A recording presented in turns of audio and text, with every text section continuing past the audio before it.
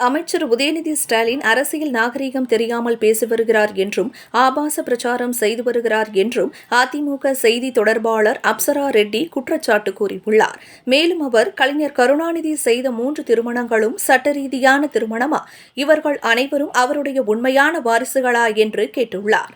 சேலத்தில் சேலம் நாடாளுமன்ற தொகுதி அதிமுக வேட்பாளர் விக்னேஷை ஆதரித்து அதிமுக செய்தி தொடர்பாளர் அப்சரா ரெட்டி தீவிர பிரச்சாரம் செய்தார்.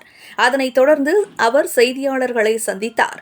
அப்போது அப்சரா ரெட்டி கூறுகையில், சேலத்தில் பிரச்சாரம் செய்யும் போது நிறைய எழுச்சி நான் பார்க்குறேன். மக்கள் தெளிவாக இருக்காங்க. இந்த தேர்தலில் திமுகவுக்கு சாவுமணி அடிக்கணும்னு ரொம்ப தெளிவாக இருக்காங்க. ஐயா எடப்பாடியார் அவர்கள் சேலத்துக்கு எவ்வளவோ நல்ல திட்டங்கள், அது சாலைகளாக இருக்கட்டும், பாலங்களாக இருக்கட்டும், போக்குவரத்து நெரிசலை குறையிற விதத்தில் ஒவ்வொரு கிராமத்துக்கும் சாலைகள் அமைத்து கொடுக்கறது, அது மட்டும் இல்லாமல் 100 ஏரி திட்டம், மேட்டூர் அணையோட அந்த ஒரு நிறைய தண்ணி வந்து கடலில் கலந்து போகிறதுன்னு அதுக்கு வந்து ஆராய்ச்சி செய்து அந்த தண்ணி வந்து வீணாகாமல் 100 ஏரி திட்டம் கொண்டு வந்து செழிப்பாக இப்போ வந்து விவசாயம் இருக்குன்னா அதுக்கு எடப்பாடியார் அவர்கள் தான் காரணம்.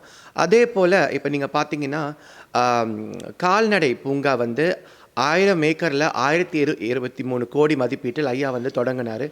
அந்த திட்டத்தை வந்து 3 வருடங்களாக வந்து கிடப்பில் போட்டிருக்காங்க இந்த பொம்மை முதலமைச்சரும் திமுக ஆட்சியும்.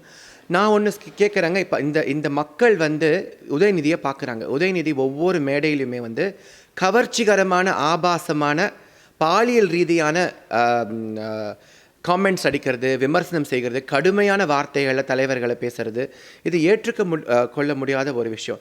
தமிழனை சொல்லடா தலை நிமிர்ந்து நில்லுடான்னு சொல்லுவாங்க. கண்ணியத்தோட பேசணும்.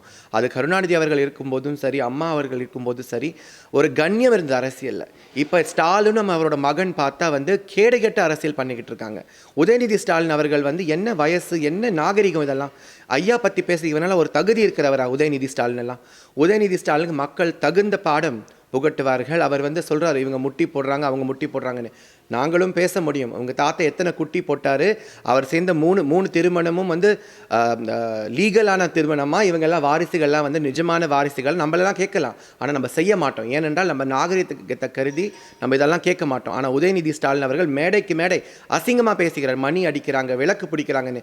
இதெல்லாம் கேடுகெட்ட அரசியலுங்க. இதெல்லாம் வந்து தமிழக மக்கள் பார்த்து கொண்டிருக்கிறாங்க. 2024 திமுகவுக்கு சாவு மணி அடிப்பாங்க.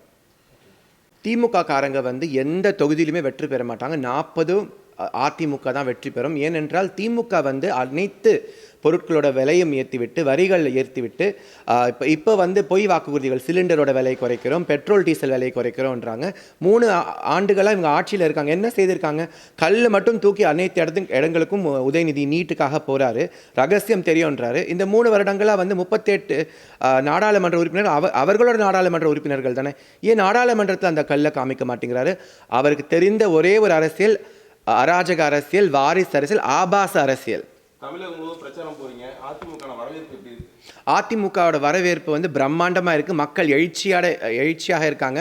எடப்பாடியார் அவர்கள் வந்து செஞ்ச சாதனைகள் அனைத்தும் மக்கள் அறிந்து புரிந்து இந்த வாட்டி வாக்களிப்பார்கள். அண்ணன் எடப்பாடியார் அவர்கள் தமிழகம் முழுவதும் சுற்றுப்பயணம் செய்யும் போது ஒவ்வொரு இடத்தையும் நான் பார்க்குறேன், அவ்வளோ எழுச்சியாக மக்கள் இருக்காங்க. பெண்கள் பொதுவாகவே என்ன சொல்கிறாங்கன்னா, திமுக வரவே கூடாது. ஒரு அமைச்சர் வந்து எஸ்சி பொம்பளை தானே உட்கார சொல்கிறாரு. இன்னொரு அமைச்சர் வந்து துரைமுருகன் அவர்கள் வந்து சில்லறை மாற்றிட்டு இருக்கோம் 1000 ரூபா கொடுக்கறதுக்குன்றாரு. அவரோட மகன் கதிர் ஆனந்த் வந்து பெண்களை பார்த்து நீங்கள் பல இருக்கீங்க, ஃபேர் அண்ட் லவ்லி, நாங்கள் போட்ட பிச்சையில் தானே நீங்கள்லாம் வாழுங்கன்னு அந்த மாதிரி தரைக்குறைவான வார்த்தைகளில் கீழ்த்தனமான அரசியல் செய்கிறாங்க. தமிழக மக்கள் நிச்சயமாக இரட்டை இலைக்கு தான் வாக்களிப்பாங்க.